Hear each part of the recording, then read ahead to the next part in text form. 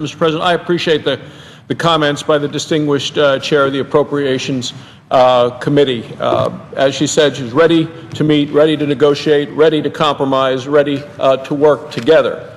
And so, Mr. President, I come today to say that tomorrow Republican senators are finally going to get a chance to talk with President Obama about reopening the government and dealing with the debt that this nation has and dealing with the debt limit.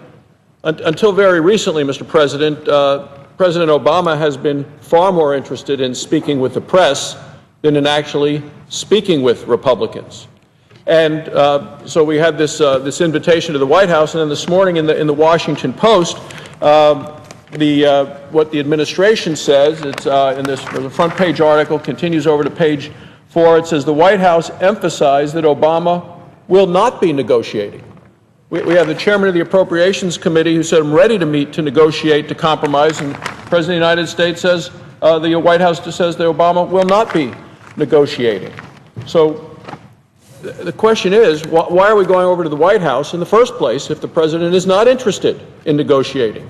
Is it just to give him a photo op? I went to meetings like that during the health care debate more than 3 years ago, Mr. President. The president at the time would invite Republicans to a meeting, and then he would reject every idea that we would offer.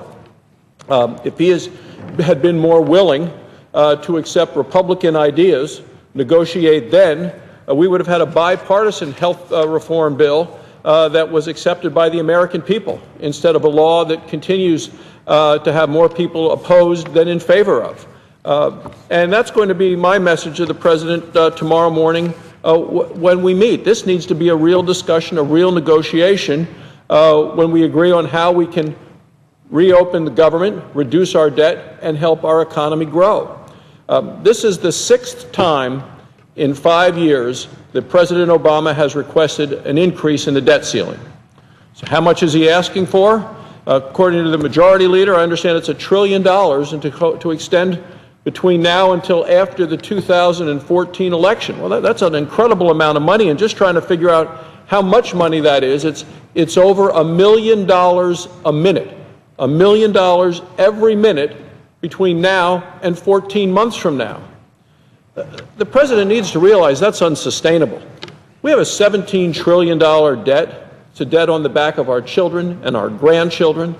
When we have families all across the country that have aspirations, anxieties, and anger about even the idea that their children and grandchildren will be able to get careers, get jobs. If we as a nation are going to incur more debt, we also have to find real savings. We cannot continue to increase our credit card debt, another new credit card after the president has maxed out the last one, and just send that bill to the American people. It is time to set priorities. We want to get moving on real solutions, not just to our short-term problems, but the long-term issues that face us as a nation as we try to work together in governing this nation. The House of Representatives has passed 12 individual continuing resolutions.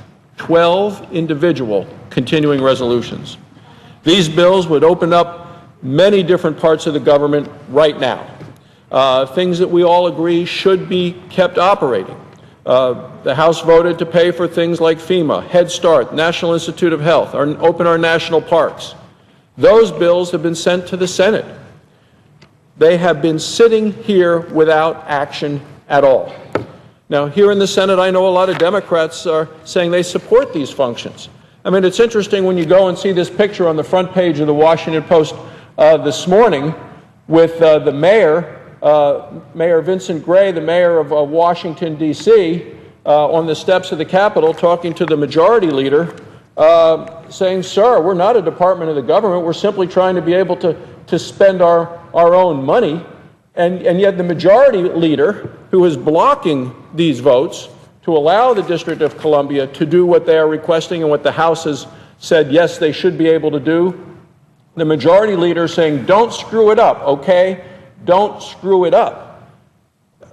Mr. President, the majority leader continues to object to votes on these bills.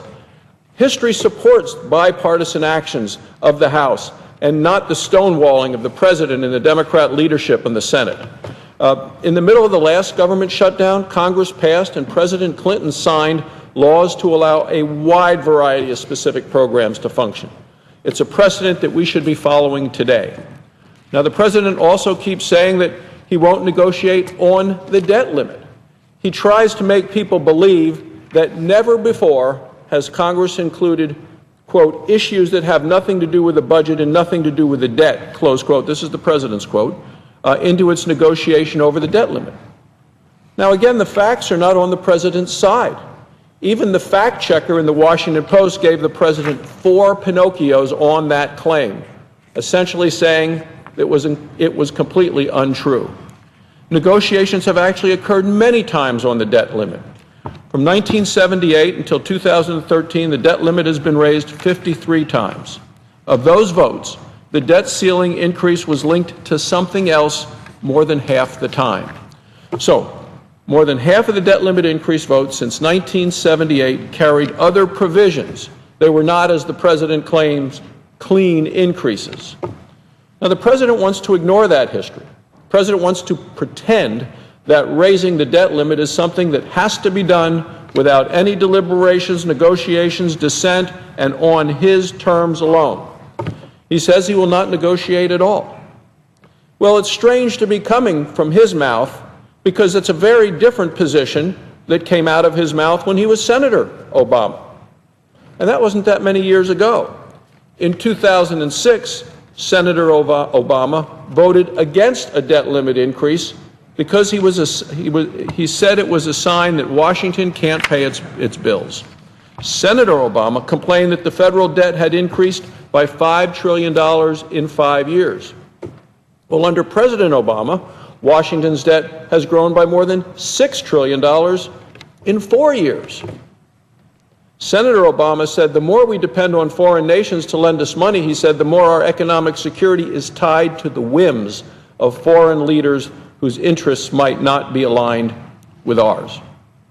Under President Obama, foreign holdings of federal debt have increased by 82%. Senator Obama said that Washington is shifting the burden of bad choices today onto the backs of our children and grandchildren. He said at the time, America has a debt problem and a failure of leadership. A debt problem and a failure of leadership. Well, President Obama is now asking for his 6th increase in debt in less than 5 years. Why is this then not a debt problem and a failure of leadership?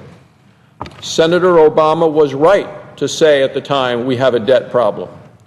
President Obama should remember what made him say that in 2006 and do something about it now. He should join Republicans willing to talk about real entitlement reform as part of negotiations over raising the debt ceiling.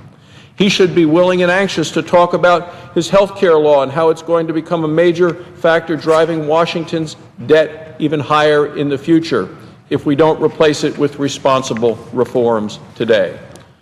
The President should embrace bipartisan continuing resolutions passed by the House as a way of reopening as much of the government as possible while we have responsible and reasonable discussions, deliberations, and negotiations.